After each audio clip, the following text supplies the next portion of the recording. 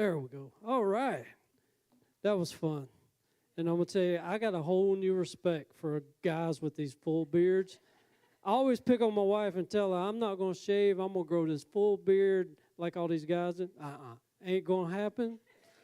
Ain't going to happen. I'm going to tell you that right now. All right. and the robe wasn't just a robe. That thing weighed 40 pounds. I gave it to Joe, and she like to fell over. And then the scarf, that was heavier than the robe was.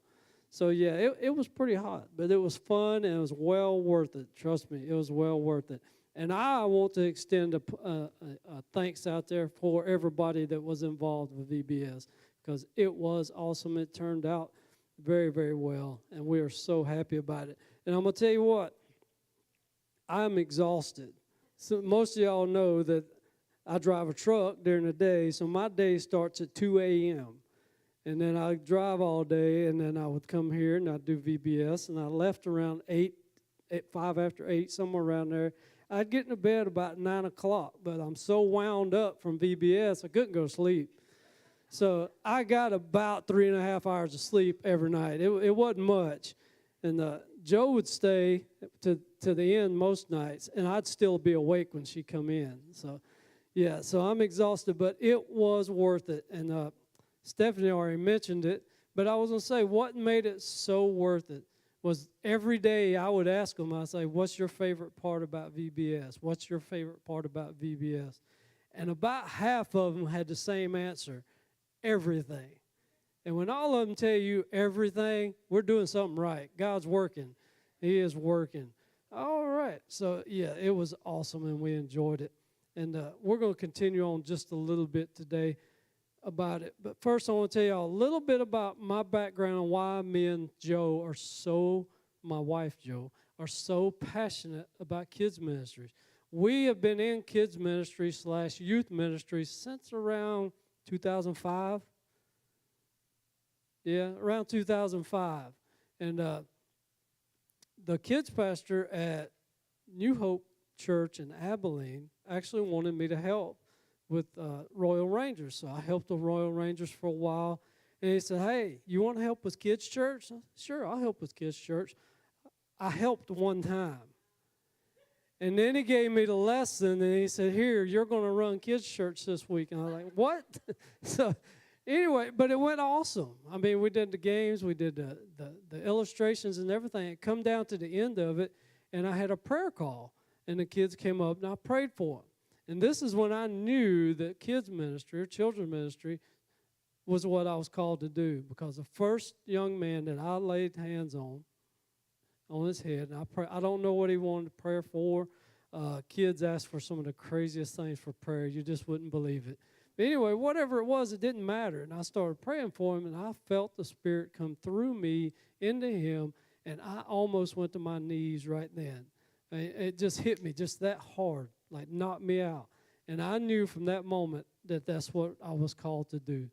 And I went from there, and I went and I did the Berean, which is a Bible school that you do online, that do through the AG. And I did that, and I got actually certified in 2007. And I've worked children's ministry and some youth ministry ever since then. And that's why we're so passionate about it. And we've worked lots of VBSs, and VBSs are so important in this day and age. We have to reach our young people. We have to reach the kids. Now, not everybody likes statistics, but before we get started into the message, I'm going to throw out a few statistics that we have found about kids and why it's so important that we go out and reach our kids. This is a survey from the International Bible Society. It indicates that 83% of Christians make their first commitment to Jesus between the ages of 4 and 14. That's when they are children or early youth. Now, surveys done by the Barna Research Group indicate that American children ages 5 to 13 have a 32% probability of accepting Christ. But youth or teens age 14 to 18 have only a 14% probability of doing the same thing, accepting Christ. And then unbelievably, adults age 19 and over, that's us, have a 6% probability of becoming Christians. That's why it's so important that we feed into these children and we talk to these children about Christ and we plant that seed like Stephanie said. I grew up in a Lutheran church and a seed was planted in me. Now there was one of these days I'll be able to go through my testimony, but not today. We'll be here all night. So anyway, there was a big chunk of my life that I did not live like a Christian at all. Big chunk. But since that seed had been planted, it brought me back around, and God put me back on the path where he wanted me to be because that seed was planted in me when I was a child. And that's what we got to do with these children here today is we have to plant that seed because if we don't do it, who's going to do it? And that's where mine and Joe's heart is so passionate for children / youth ministries. So we're going to test. You have to take a test, and then you have an additional assignment where you have to teach what you learn, basically. I forget the exact title for it, but that's what it was. So, and it all worked out because VBS, we're talking about the Old Testament. And then today, Pastor Jeff comes to Monday and asked me if I would preach today, and I said, sure, it's about the Old Testament. So I told Joe the other day, I said, this is probably going to be the first time that I actually get the assignment done before I take the test. So it's amazing what God does when it works. All right, so enough of, I got one riddle because I love dad jokes, and I love dad riddles. My family cannot answer. All right.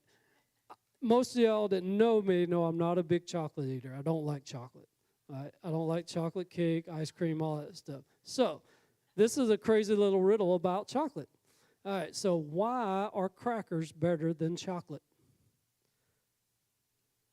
Because nothing's better than chocolate, but crackers are better than nothing. Told you, it's just a dad joke. It's funny, though. Hey, I got another one. This, what's black when you buy it, gray when you use it, and red when you throw it, or black when you buy it, red when you use it, and gray when you throw it away? A piece of coal. Think about it.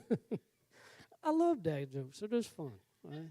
They're icebreakers. All right, so let's get into the message. All right, so what I'm basically doing is we're going to learn the same thing the kids learned this week, and we're going to learn to trust God. All right, and during this week, they learned 5, I'll just call them 5 truths or 5 themes, whatever you want to call them. And those 5 things were God is with us, God gives us what we need, God gives us strength, God saves us, and God guides us. Yeah, and every time we said those, they had to say, trust God. So, and that's why we're talking about trusting God. So we're going to go through these. I'm going to go through them as quick as I can because other people took up all my time. So I won't make y'all sitting here all night listening to me. All right, so the first one is God is with us. And what they learned about with God is with us, this is when we started, and the Israelites had just escaped out of Egypt. God had brought them up out of Egypt, and they were standing at the edge of the Red Sea. So that's where it started tonight. God is with us. And at the edge of the Red Sea, everybody knows the story. On the right-hand side, there was cliffs and mountains. On the left-hand side, there was cliffs and mountains. In front of them, there was this endless sea. And behind them were the Egyptian army. Because after they got out, Pharaoh changed his mind, got mad, and let's say, I'm going to chase them guys down. And they wanted to kill them all, basically.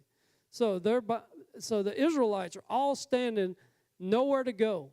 Nothing to do, and yes, just like Malachi, they started whining, they started complaining, because guess what? They were scared. You know, they just went from semi-safe, even though they were slaves and they were being treated bad and all that, to now they got this whole army chasing them. So you can only imagine what these Israelites are thinking when they're standing there looking at this sea and all this blockage all around them.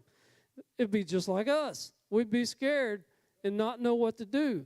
And Moses, I can see him right now. I can see Moses right now, look at him, and and look at all them Israelites and say, guys, I got this. Just trust God. I got this. But that's what happened was Moses goes out there, he gets at the edge of the Red Sea, and he raises his staff in his hands, and everybody knows the sea parted.